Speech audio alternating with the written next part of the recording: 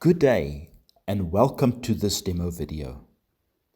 In today's video, I've decided to create a moody bush-veld scene in the Uppington district. And I'm using this sky as the main color theme and mood in this painting. I decided on this tree, I'm going to have to use a lot of artistic license here. But that is the point. I really want to push the envelope of my creativity here, and it's going to be a challenge. Let's begin.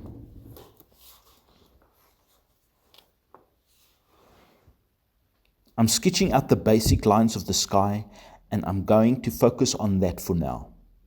Everything else will pivot around the idea of the sky. I haven't even decided how my foreground is going to look at this stage. I just know that I want to fuse the sky together with that tree, and that it is all the inspiration I have for now. My panel I'm using is double primed canvas pressed on MDF board. I like the solid feeling of the board, as it can take quite some punishment, and it suits my style of painting. I decided to go with quite an unconventional palette as opposed to my usual color palette, and I'm starting with titanium white, French ultramarine blue, Van Dyke brown, cad yellow deep, lemon yellow, primary cyan, permanent green light, brilliant rose, Payne's grey, blue grey, violet grey, and cadmium orange. By the way, let's not forget some cobalt violet over there as well. My sky I block in with variations of ultramarine blue, Payne's grey, cobalt violet, and alizarin crimson, to cadmium orange, brilliant rose, and touches of lemon yellow, with touches of violet grey here and there for the lighter parts of the clouds. For the lighter part of the open sky, I used primary cyan with swaths of blue-grey in the mix, together with some titanium white here and there.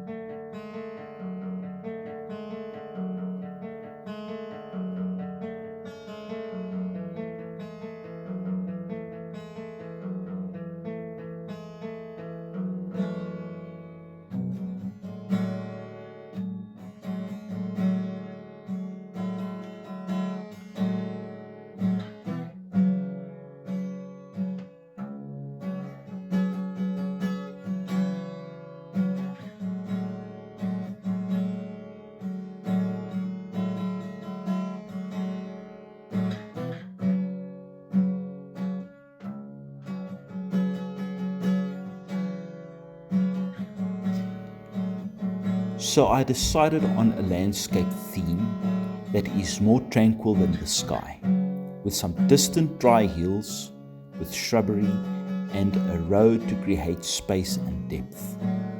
I love space, atmosphere and color in my landscapes.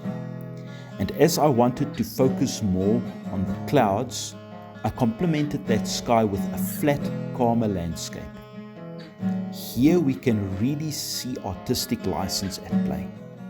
It is something you get better with the more you practice to push the envelopes of your creativity. I had to alter the mood of the landscape as opposed to the reference by scraping some of that sky colors into the local colors of the hills, shrubs, and the road over there.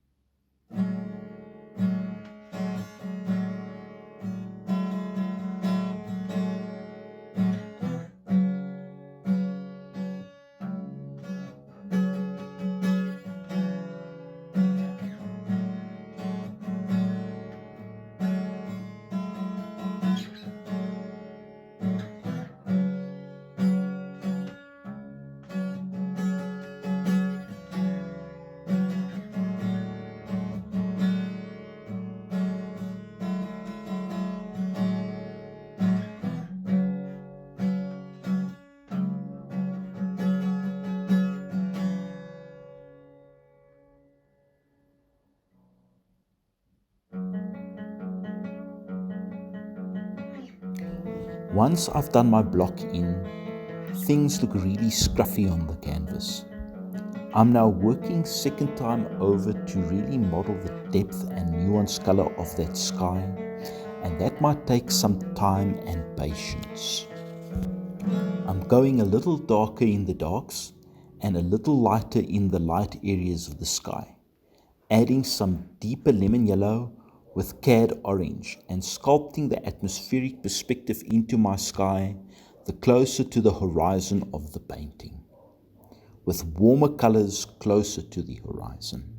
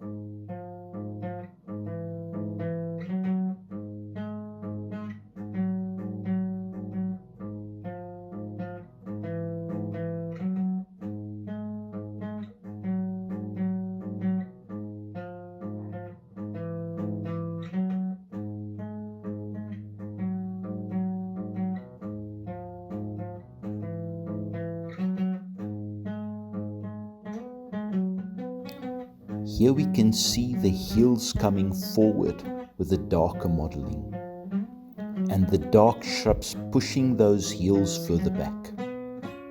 I've set up the color dynamic and the depth in the picture. And now for that all-important tree.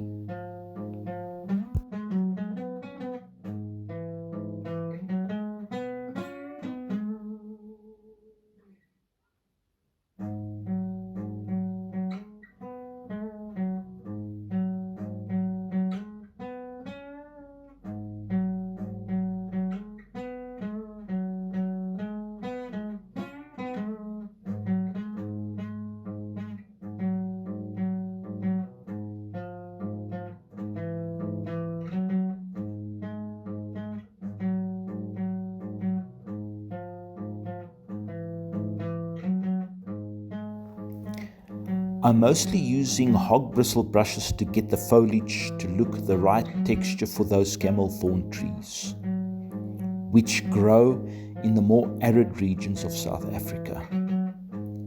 I model the trees dark using Van Dyke brown with a touch of cadmium orange. Although I didn't have a full tree as a reference photo, the shape and the textures in the reference was enough. I remember when we were driving on this abandoned dirt road, we all felt it was somewhat risky to stop the car and start taking photos.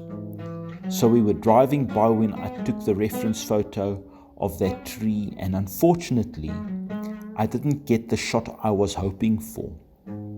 But hey, sometimes all you need is a half an idea and some inspiration. And that to me is intriguing. And I love challenges like this. It just helps to strengthen your ideas and creativity as an artist.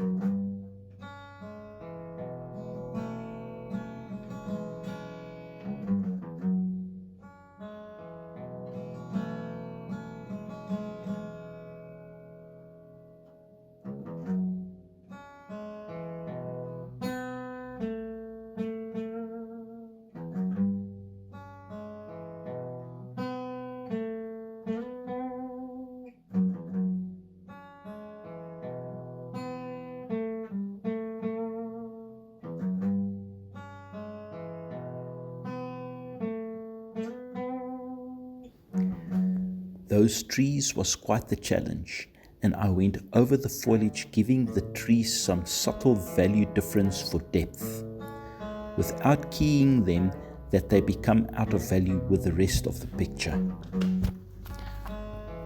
I had to pay special attention to the backlighting behind the trees to create contrast and still keep the somber mood I was looking for, and keeping the rich color palette I was looking for.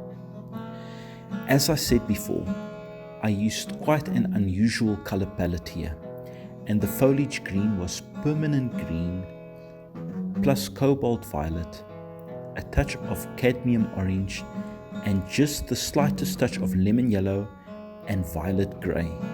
That managed to create subtle variations of highlights on those trees.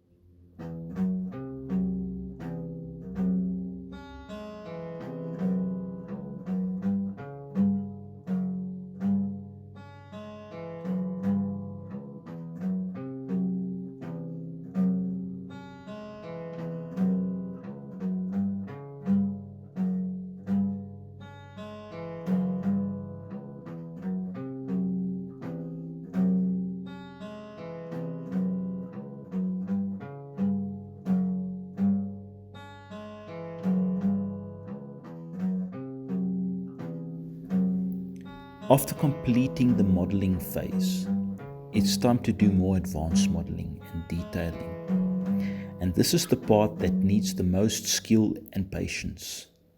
It can be so easy to overdo things here. So it takes experience to learn to be thoughtful and do just enough detail. I found that this was quite a demanding piece, especially towards the end. Getting the sky and landscape to sync and allowing for that late sunset ambient mood I wanted to capture in this painting. A more complete reference would have made it easier and more straightforward, but I was in this for the challenge. And if there is something I want, I will go for it. Win or lose. Sometimes I lose, but that feeling of accomplishment when everything does work out is well worth it. It's kind of like life, I guess. And yes, you should always have a plan set out in front of you, and the majority of times I do. It is satisfying to see the vision I had in my mind come together after such a creative undertaking.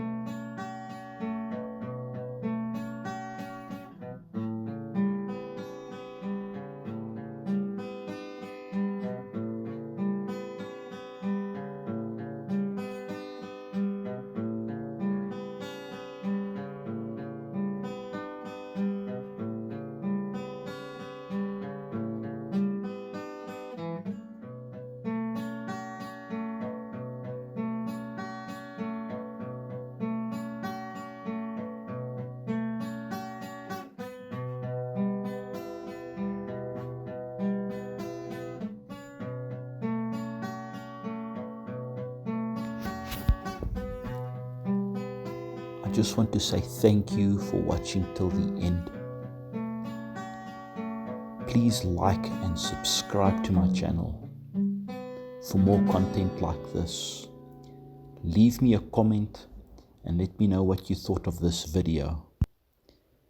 And until next time, have a great day.